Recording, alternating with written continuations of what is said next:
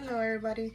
So today we're going to be reading out of Mark chapter 5 verses 25 through 34. So this is one of my favorite stories. So let's get right into it. A woman in the crowd house had suffered for 12 years with constant bleeding. She had suffered a great deal from many doctors, and over the years she had spent everything she had to pay them. But she had gotten no better. In fact, she had gotten worse. She had heard about Jesus, so she came up behind him through the crowd and touched his robe. For she thought to herself, if I can just touch his robe, I will be healed. Immediately, she thought to herself, if I can just touch his robe, I will be healed. Immediately the bleeding stopped, and she could feel in her body that she had been healed of her terrible condition.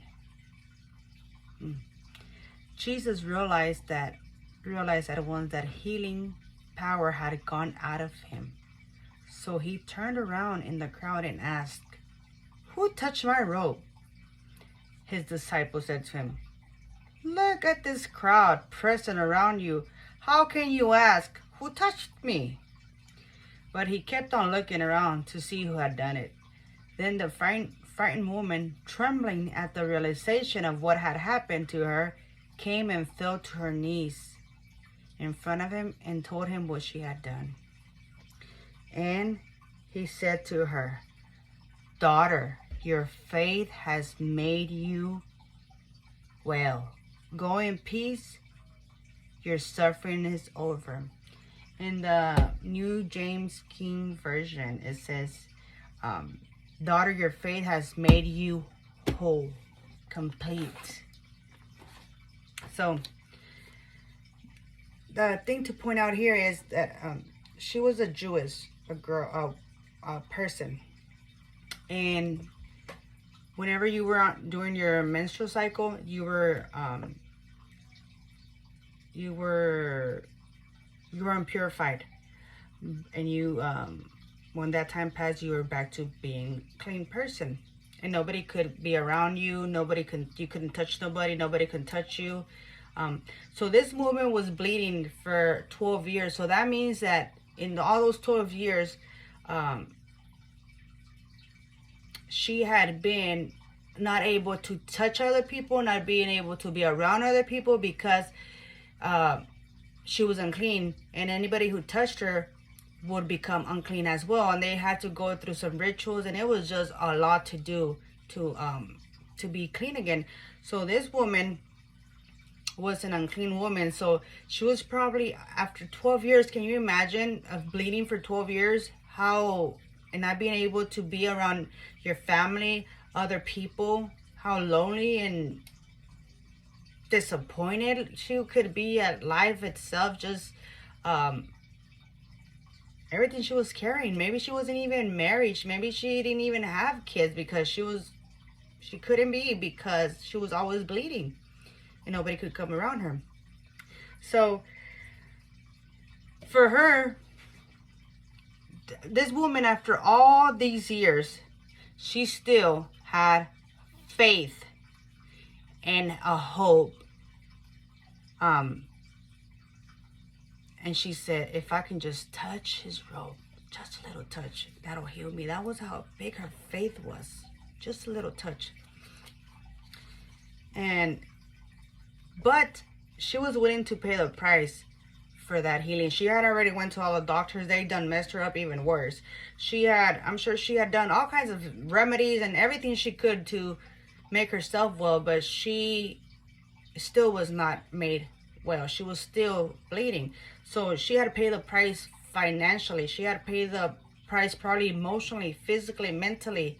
So now spiritually, it was just like, this is all I got left. This is my faith and hope is all I have left for me to be healed. And if I touch his robe, I'm going to be healed. So that was the price she was going to pay for touching this man and getting around all these people, making them unclean. She could even be stoned to death because she was putting herself out there, making these other people unclean just by her rubbing against them, because this was a big crowd that was following Jesus, and she was just crawling to get to be able to touch his robe. So she could have been stoned to death for being around all these people, making them unclean. So she was willing to pay with her life. She didn't care. She went for it. She said, "Is this this is it?" We sometimes wish God would intervene in our situation, but we are not willing to do anything for it. We're not willing to pay the price like this woman did. She was willing to die. She was willing to do whatever it took to get healed. And sometimes we wish that God would do something in a situation, but when you just wish, you really don't do nothing about it. When you really want it, you get out of your comfort zone. You get out and you just go. You do it. And you take the steps. You take action. You pay the price of whatever you're wanting God to intervene in your situation. There was this, I forgot where I read it. This person spoke English and Spanish. They were at a restaurant, and a Mexican restaurant. There was two guys sitting, and then the guys one of the guys ordered in Spanish, fluent. He's bilingual. And then the other person said, "Oh, I wish I spoke like you. I wish I spoke Spanish." And then the other guy responded, "Do you really?" He's like, yeah, I wish I could speak like you and order in Spanish. And he's like, no, you don't. No, you don't really wish. You don't really want it, because if you wanted it, you would take the steps to learn Spanish and actually do it. So that's the same in this situation. Sometimes we wish God would do stuff, but we don't take the steps that God is even going to ask for us to take. We just like sit there and I wish my life would get better, but it is what it is. And instead of, Lord, what can I do for my life to get better? What can I surrender? What price do I have to pay for my healing, for my breakthrough, for my life to get better, for my children to get better, you know? So this woman this woman wanted to get healed, not just wish to get here. She was here to get healed. That was her purpose. She was gonna do it. She did it afraid. She could have been stoned. She didn't care. She still went and did it. She did it afraid. And she was willing to be where she was not welcome. She was not welcome here, and she still was willing to pay the price. She still went into the crowd. She was willing to be exposed, because as you can see, Jesus asked, "Who touched me?" And then the lady came up and confessed everything that had happened. So she was willing to be exposed. She didn't care. She was just done. This was it. Either I get healed now or I don't. And like I said, she was willing to lose her life because she touched all these people, and now they were considered unclean because she was an unclean person. But and one thing that is interesting is like Jesus asking, "Who touched me?" Like he was healing. He was doing all these miracles, all these wonders, and just doing amazing stuff. So I'm sure he knew who had touched him, but sometimes we're embarrassed. We're full of shame. We're full of stuff that we just want to stay in the back scenes, like, oh, I just stay here. I'm good right here. But no, Jesus brought her out, and it exposed everything. She didn't have to hide no more, because he called her out of her shame, of her guilt. And then at the end, he said, "Daughter, your faith has made you whole. You are complete." He took all the shame, all the dirtiness. She might have felt dirty, filthy from all 12 years of carrying all that uncleanness of what people thought of her, of what she thought of herself, because she was unclean and couldn't do nothing with nobody and just hang out with nobody, just by herself. So she had a lot going on mentally, spiritually, and physically. And Jesus made her whole, and he called her out. He exposed her, but he made her whole. He made her well. He healed her. But she had faith with action. She did it. She did what she had to do to get her healing. And when she gave her faith actions, she was called daughter. She was made whole, and she was placed in your Bibles, a story. Now we get to read about her big faith. So now she's like a big deal. When she was probably overseen before, like nobody wanted to be around her, nobody wanted to see her because she was unclean. But to God, to Jesus, it was big. He called her daughter, and he made her whole, and yeah, he cleansed her. And she has, I think it's 3 parts in the Bible that this story is, it's said. So see what God can do with your life, with your story, you know, your testimony. So where are you bleeding? I'm not like meaning like you're bleeding like this woman.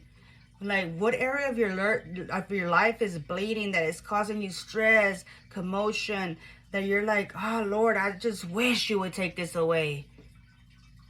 But are you willing to pay the price like this woman did? Are you willing to take the steps like this woman did? She didn't care. She did it afraid. She did it. She went where she was not welcome. She was exposed, and she was willing to even die. She took all this and her faith and hope, and just by touching that rope, where are you bleeding in your life? And are you willing to pay the price? Are you willing to take those steps? Are you willing to do what it's going to take of you? Are you willing to grab your faith and take action for your life to get better in whatever area that is? Maybe the price is putting aside your pride and asking for forgiveness. Maybe the price is humbling yourself and acknowledging that you need God to take control of your situation. Maybe the price is denying your flesh and finally admitting that you need God to help you. Maybe the price is letting go of your control and trusting that God has something better for you.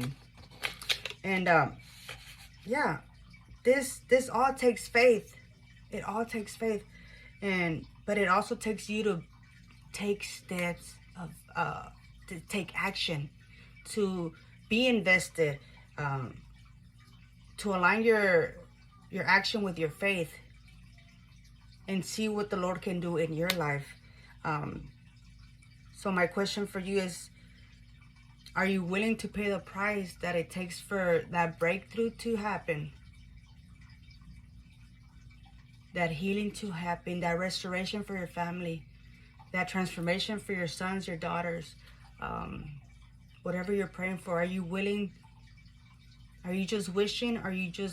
Do you really want it? Are you gonna take your faith and take action and have God helping your situation? Are you willing to pay the price that comes with asking all this stuff in your life? Because it doesn't come free, but it's much better to give it all to God instead of carrying it on your own, because it never gets better. I've tried it, and until I gave it to God, that's whenever it started to get better. So are you willing to pay the price for your breakthrough? Are you willing to put action and your faith together so he can say, my son, your faith has made you well. My daughter, your faith has made you well. Are you willing to do what it takes to get your breakthrough, to get those answers prayers? And it's not easy at times, but I'm telling you, God is so good and so merciful that he knows exactly where you're at, and he will meet you right where you're at. You don't have to get clean before you come to him. You just call out, and he's gonna meet you right where you're at. He knows your heart. He knows your thoughts. He knows everything about you. You can't hide nothing from him. And if you're really ready for a breakthrough and change in your life, get your faith and get in action. Put them together, and you will see how the Lord will work in your life. And as long as you're willing to pay the price, He's willing to help you out. Jesus already died on the cross for you, for all your sins, for everything that you've done. He's already paid the price. But are you willing to pay the price to receive salvation, to receive victory in your life, to change, to be a better person, to be a better spouse, to be a better father, mother, a better neighbor, a better Christian, you know?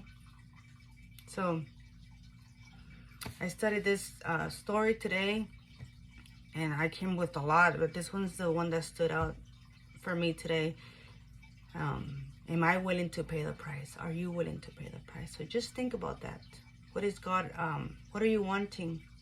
What is God is asking you to give up? And I'm sure it's nothing too big.